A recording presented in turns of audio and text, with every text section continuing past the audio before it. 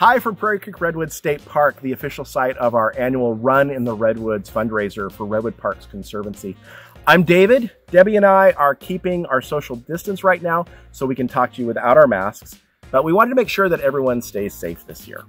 We'll miss seeing you in the park for this year's run, but we're excited that anyone from anywhere can participate virtually. That's right. So if you're watching this video in October 2020, you can still sign up at redwoodparksconservancy.org, and then you can join in from wherever you live. Your registration fee includes a custom long-sleeve performance wear shirt with our cool Run in the Redwoods design. And the best part is all the proceeds will benefit this park and other public lands here on California's far north coast. And thanks to our partners at Redwood National and State Parks and California State Parks North Coast Redwoods District, you can have some of the experience of running or walking the 5K right here in the Redwoods. You can also learn a little bit about the park and what makes this place so special from the people who work here. Thank you so much for your support, and stay safe and healthy, and now on with the run.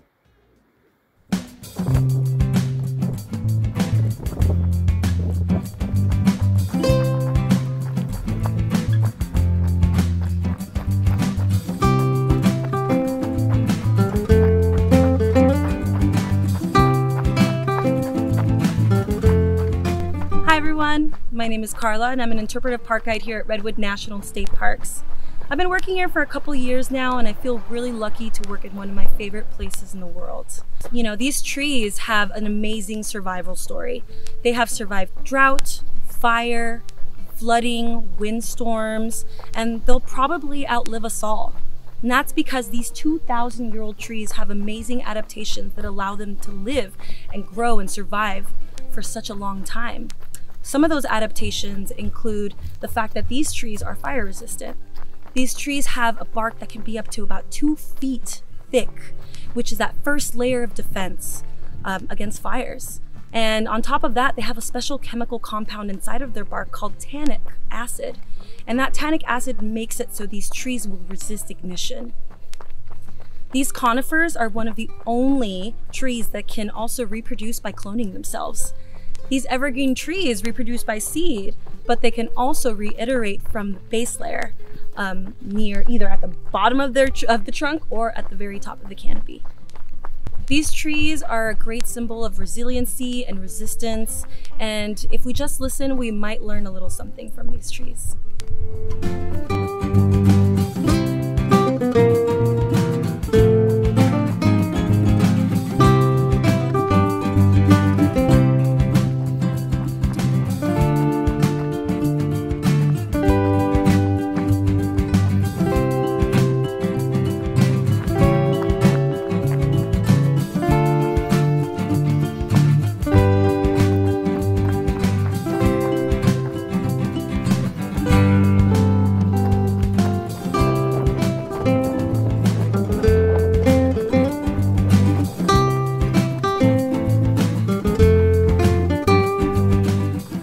Hello, my name is Kyle. I am a park interpretive specialist with California State Parks.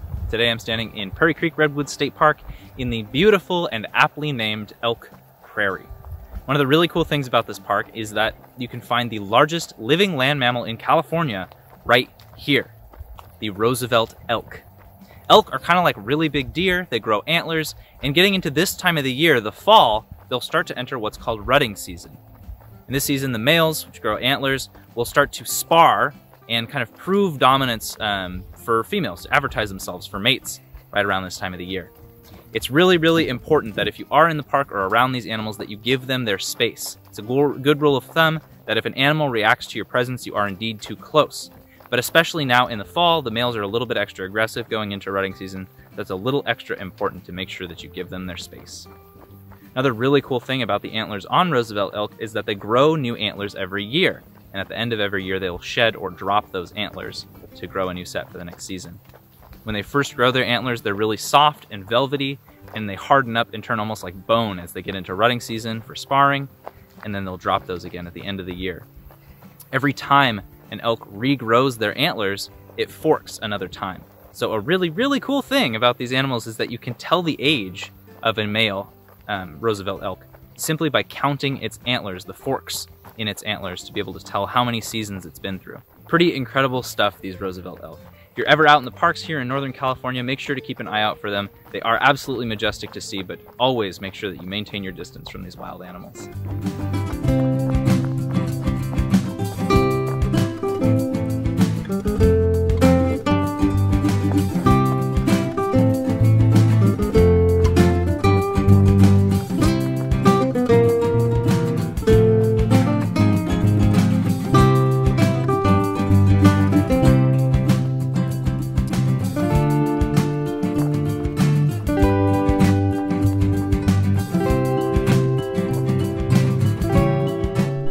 I'm Ranger Greg. I'm an interpretive ranger at Redwood National Park.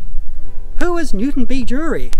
Millions of people go into the park and drive along the most beautiful 9 miles of road called the Newton B. Drury Scenic Parkway. But I don't think a lot of people really know who he is or the legacy that he gave us. Well, Newton Drury was one of the few people in the history of the world who was able to say that he protected more than 125,000 acres of redwood trees. During his career, he was the director of the National Park Service. He also was in charge of parks and beaches of California State Parks, and he also was the executive director of Save the Redwoods League. And during that incredible career of conservation, he led these organizations to protect and preserve over 125,000 acres of redwoods. Nobody else can claim that. And what I think is really interesting is that when he became director of the National Park Service in 1940, just before America joined the Second World War, there was a lot of pressure for national parks to be turned into places where resources like Sitka spruce trees could be cut to help for the war effort. But he fought that, and as a result of his efforts, national parks were never turned into something that was part of the war effort. Things people don't think about nowadays. But if you ever go to the Newton B. Drury Scenic Parkway, you will see 9 miles of the most beautiful road surrounded by redwood trees, and millions of people enjoy that, and hopefully now a few more people understand the man behind the name of the parkway. Have a great day.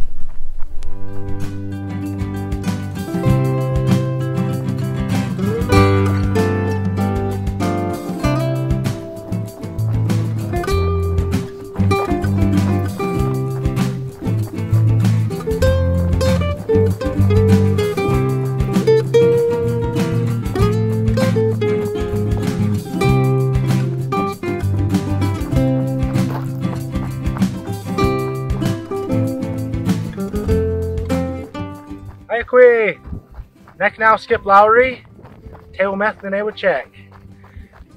Hello, my name is Skip Lowry. I'm happy to see you. I'm here in beautiful Prairie Creek Redwood State Parks and National Parks. I'm an interpreter for the North Coast Redwoods District, and I'm really excited to be a part of this program for you guys.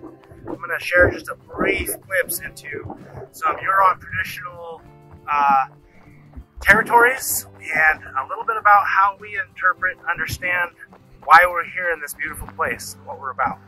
So behind us is the prairie lands. In Yurok culture, we consider them the footsteps of creation. Prairie lands need fire to remain open and prairie lands. Otherwise, trees and other shrubs will encroach, and the size and abundance of the prairie lands will become less. And that has happened due to the lack of cultural fire that has been stopped since European encroachment. So, you guys are inspiring to me. I heard you guys are runners. So, these are footsteps. When you run through this field here, it's kind of like you're on a path of creation. And our old Yurok people said, you follow the footsteps of creation, and that's how you maintain balance in this world. So to follow the footsteps of creation ordained by our culture, we must use fire on our landscape. We must have that relationship with fire, and then we must follow in the footsteps. So everywhere lightning strikes and lights fires, traditionally the native people would go back and have a relationship with those places. We'd chase the smoke, they'd say, follow the smoke.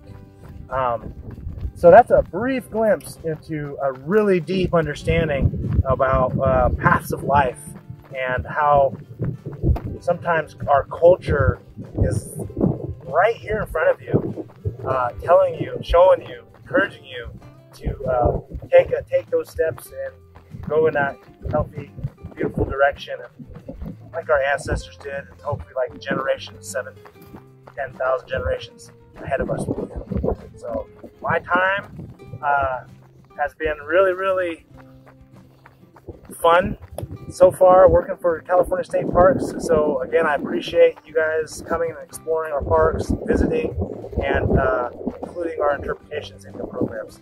We really love to do this. So, see you again next time.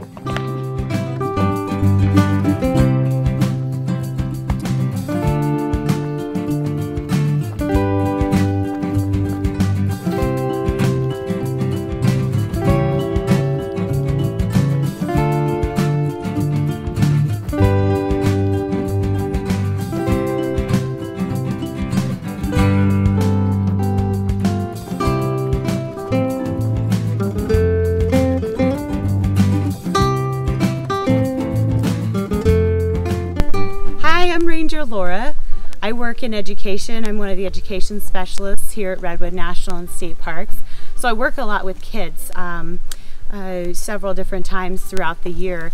One of my favorite things to teach students about when they come here to Redwood National and State Parks and our education center is salmon. We have a couple of different kinds of salmon in our park. We actually have coho and Chinook salmon that make their migration up into Prairie Creek and Redwood Creek of our parks. And we also have two types of trout. In fact, one of the types of trout is the coastal cutthroat trout. And it is actually the only cutthroat trout that is anadromous.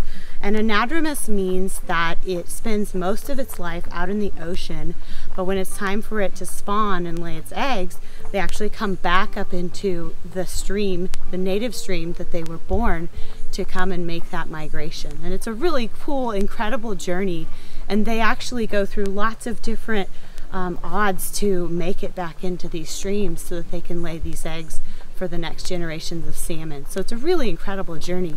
But one of my favorite parts about the salmon life cycle, our salmon here on the Pacific Ocean actually die after they come up and make their next generation of salmon, after they lay their eggs.